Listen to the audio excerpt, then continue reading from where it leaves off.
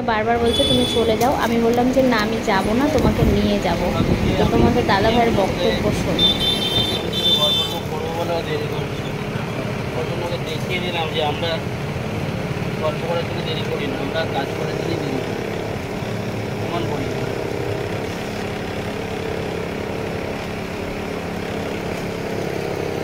এই প্রথম আমি দেখলাম তোমাকে ঝাড়ু দিতে। নাও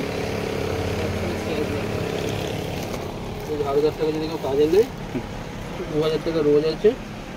তো শুনলে তো, এই ঝাড়ুদারটা লাগলে তোমাদের কারোর বাড়িতে কাজে 2000 টাকা তার মাইনে দিতে হবে। লাগলে আমাদেরকে অবশ্যই জানিও। কিরম সাহস দেখো!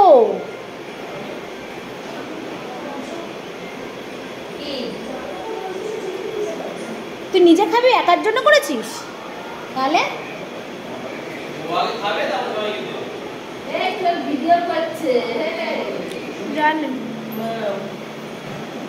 দেখি ভেতরটা কি দিয়েছিস? ডিম দিয়ে আটা দিয়ে মেখে। হ্যাঁ, ডিম দিয়ে আটা দিয়ে মেখে। ডিমটা যেরকম ভাজো, ভাজো সেরকম ইয়ে করে। দিদিকে একটা দে। না, আমি খাবো না। আজ আমাদের নিয়ে আনি।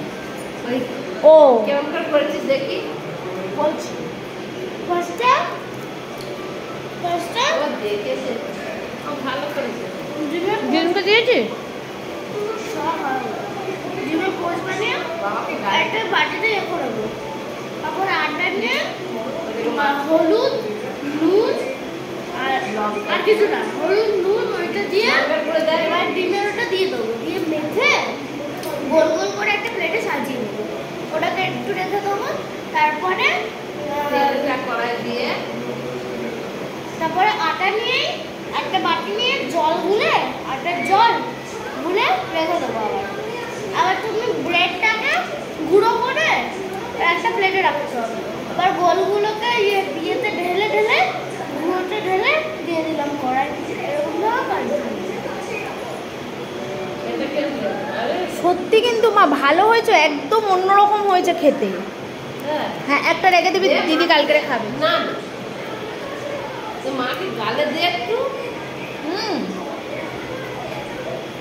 সত্যি দারুণ হয়েছে খেতে। বাবাকে একটু দিয়ে তাড়াতাড়ি গালে। কোথা দিয়ে দিবি তুই? ডাল নিয়ে হবে। হ্যাঁ, পরে দেখছিলাম, ভাবলাম কবে মা যাবে আমি করবো। এই দেখ, এত সাহস কেন করছিস তুই আমাকে বলতে পারিস?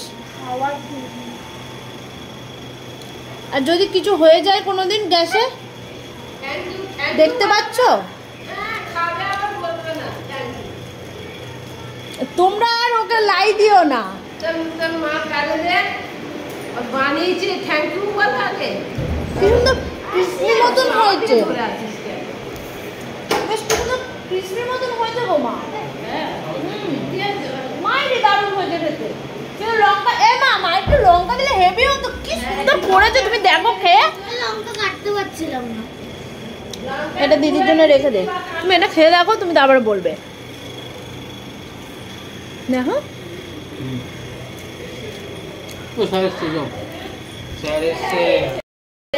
পড়ে যাবে, উঠে বসো।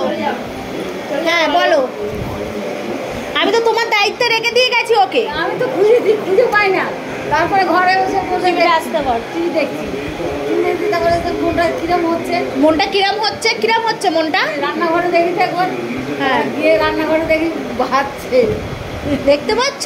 ভাজছে না, আমি বললাম গেটের কাছে আছে, আমি বললাম যে যাও আমি যাচ্ছি।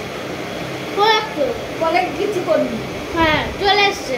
যদি হাত পা পড়ে তাহলে কিন্তু তোমার দোষটা হবে, আমি বলে দিলাম। বলে দিলাম, বললেই হলো।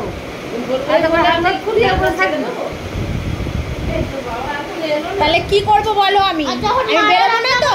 দাঁড়াও, আর যখন মারা রান্না করতো তখন মায়ের যদি হাত পড়ে যেত তখন ভাবতাম, তখন সেরকম অন্যরকমই ভাবো। বলো যে আমরা কিরকম ভাবে ছিলাম, কি কারণে রান্না করতাম। জানি আমি। বলো মা। বসনি? কে? বাবা। দাদু। কটা খেয়েছো? একটা। এবারে বলো কেমন হয়েছে খাবারটা? ভালো। হ্যাঁ ভালো। ভালো হয়েছে? তারপর তুমি গিয়ে বসনি? তারপরে গিয়ে বসনি তুমি? ও তার আগে করা হয়ে গেছে? হ্যাঁ, তার আগে করা হয়ে গেছে। ওয়ে নিয়ে এসে ও খেলো, আমাকে দিল। কার ভরসায় আমি রেখে যাব আমার মেয়েকে বলো? হ্যাঁ ওই তো বলে হাত পুড়ে গেলে আমার দোষ। কি হয়েছে? কার ভরসায়? আমার বাচ্চা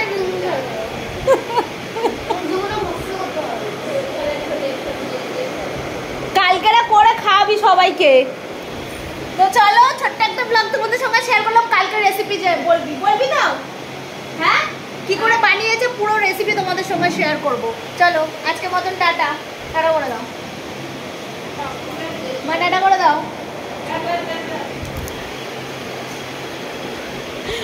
চলো টাটা। কি হয়েছে? আরেকবার করো। কাকে করলে? এই তোমাকে করছে। আমি সাই দিচ্ছি ওর জন্য। না না, তুমি এখান থেকে করেছো তো মামকে বলে, মা বলেছে তুমি মাকে করেছো, ওই জন্য মা তোমাকে করছে।